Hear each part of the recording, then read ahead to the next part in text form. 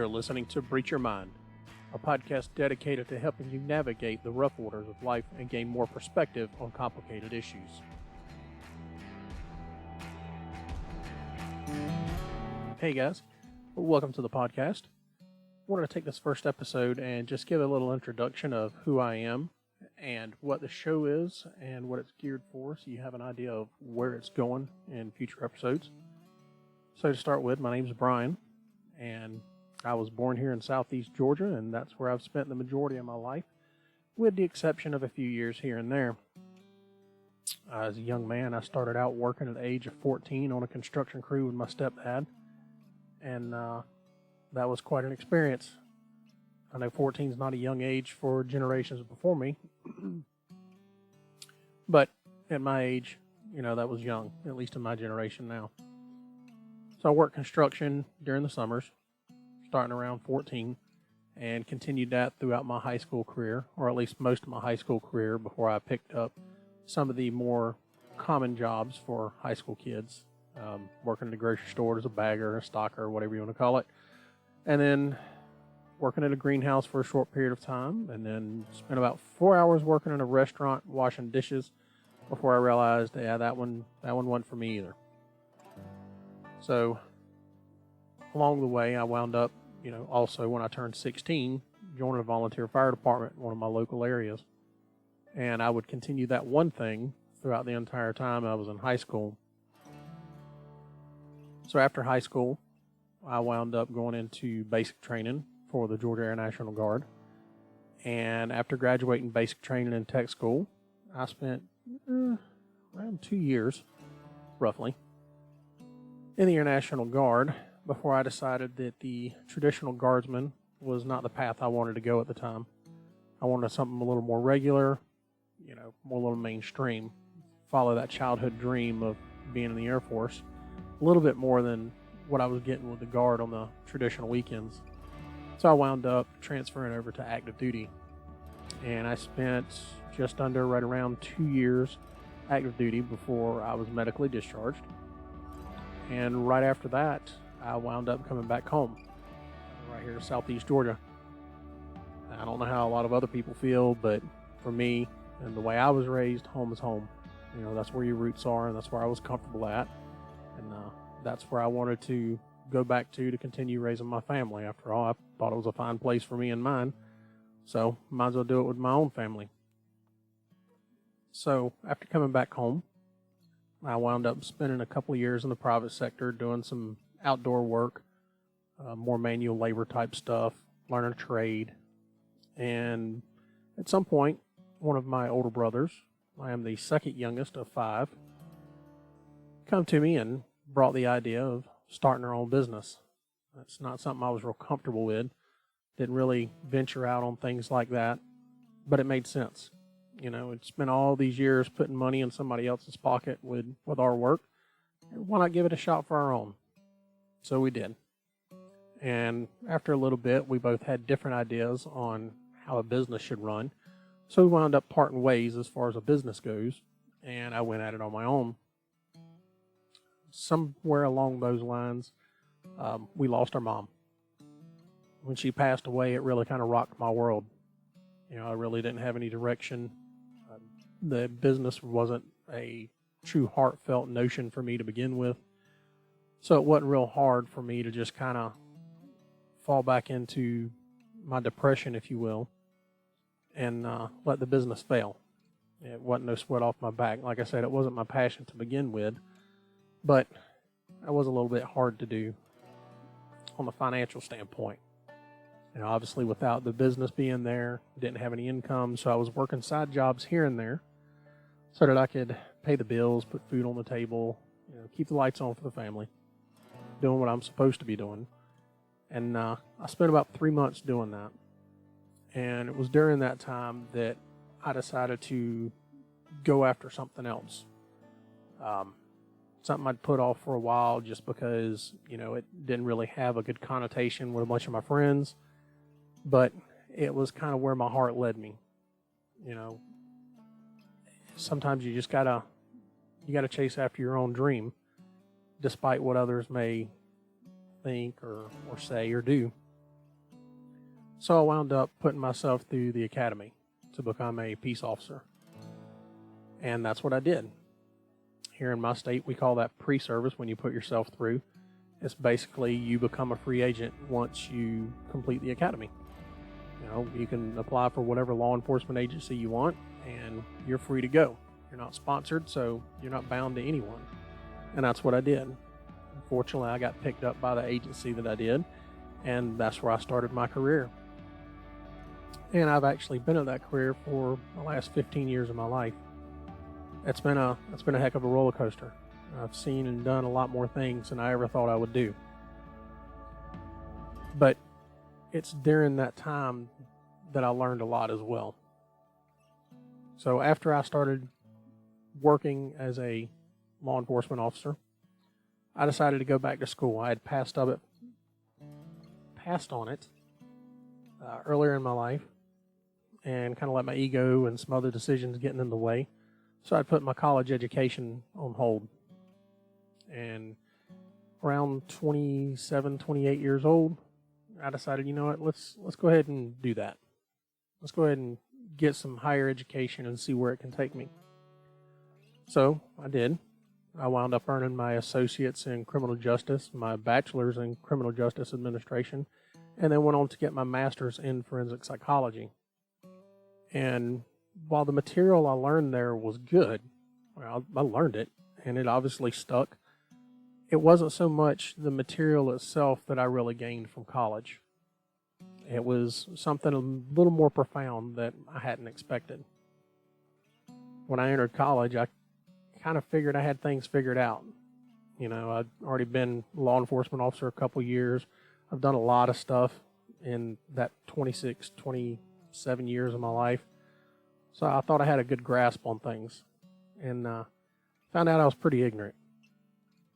I entered college thinking, I'm fixing to start college with a bunch of people that, the only experiences they've got is their own life experience. They've probably never gone out and really done anything, especially anything that was going to try them or test them, outside of scholastics.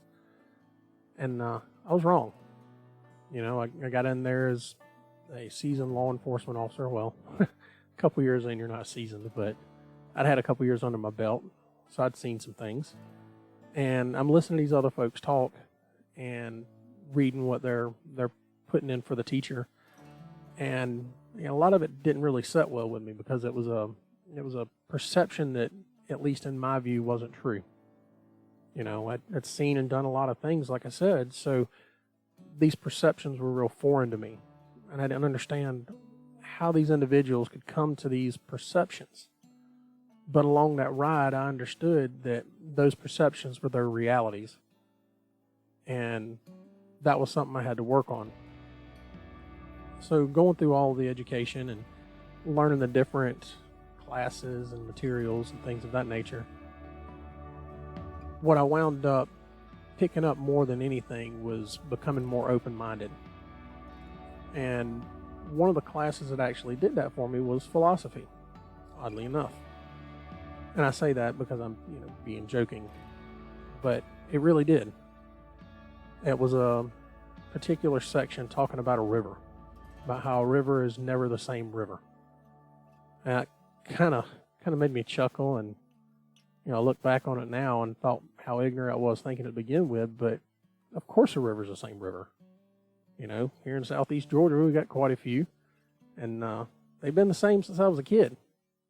The Ogeechee's still the Ogeechee, the Savannah's still the Savannah. It hadn't changed. But when I looked deeper into it, doing the philosophy class, I realized that it wanted you to look deeper. And that's where that profoundness come from, that ability to be more open-minded. So when I stopped and thought about it, factually, the river's not the same river. The water's never the same water. The ground's constantly eroding, whether it's the banks or something down at the bottom of the river or along the edges. People are always adding things to or taking things from. All of those things change it.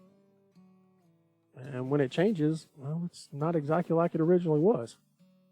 So no, a river's not the same river. That perspective really opened my mind up.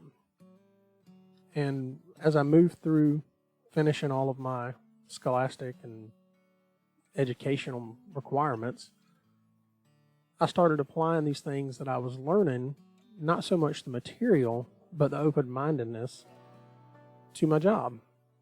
And that's where things got interesting. It brought something to the table that I never knew I had. An ability to see things from other people's perspectives, not just black and white, not just what the letter of the law said, or not just, what's going on in a home is simply, an alcohol issue or an abusive spouse. There's always more to it. Sometimes it's that simple, but oftentimes it's not.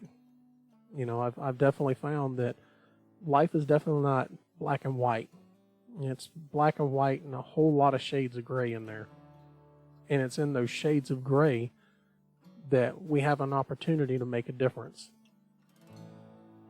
So that brought me to the podcast at this point. Why the podcast? Why take that extra step and go out and do this? And honestly, it's just in hopes that I can help somebody else. I've seen the positive impact that what I do, locally does. And what if there's somebody out there that, could maybe use that kind of help too? Or just has no idea where else to turn and they could use a helping hand? Why would I pass that up? I'm not saying I know everything. Lord knows I don't. But what's a different perspective? I may be from Southeast Georgia, but I've seen and been a lot of places. I've met a lot of people. And I believe at their core, people are real similar. So why not take the shot? So here I am. When I sit back and think about it, helping people is what I've done pretty much my whole life. I was that helping friend as a kid and teenager coming up. I was on the volunteer fire department at 16 years old. I did that, through 18, 19 years old. Joined the military. Wanted to serve my country, serve my fellow person. And, that's where I went. And then I moved into law enforcement so I could help people, So it only makes sense to try to keep doing that. And that's what this whole thing's about. It's a chance to reach out and try to help folks, even if it's only one. I know that's probably something that gets used a lot, but I had an experience as a law enforcement officer that really made a huge difference for me. And it actually involved a young man, high school age. And while I'm not going to discuss that topic at the moment, the ability for me to see what a difference I made in that young man's life, I just wasn't expecting. We ride call to call, situation to situation, from, something as simple as a neighbor complaint next to a domestic dispute or an armed person or something along those lines. So oftentimes you don't get to see that impact. And this young man took a minute out of his day to tell me how profound the impact was for him. By no means did I solve his problem, but it gave him a different way of looking at things and helped him move forward each day better. So that's what my hopes are. My hopes are that, by having these podcasts and sharing my experiences and my perspectives on things, and hopefully as the podcast moves on, we're going to have some guests that we can have some real conversation with, and maybe even cover some topics that may be controversial. It'll give us all a chance to sit back and look at things from a different perspective, see where it can go from there. I've always said that I can't fix a problem if I don't know it exists. And that's what this is about. So hopefully in the weeks and months to come with the show, I'll get some more interaction from folks. Otherwise, it's going to get a little interesting, me sitting here talking to myself all the time. But I will. And we'll see where it goes. Like I said, as I guess cliche at this point as it sounds, if this podcast does nothing but help at least one person, then all the effort and time spent doing it is well worth it. Like I said, I've seen what it's done on a local level. And I know I'm not special. I know I'm not the only one. You know, we make impacts on people's lives on a daily basis. But why stop? Why stop with just one? Why stop with just my town, my community? Why not try even further? So guys, now you know who I am, a little bit about me, and what the podcast is for.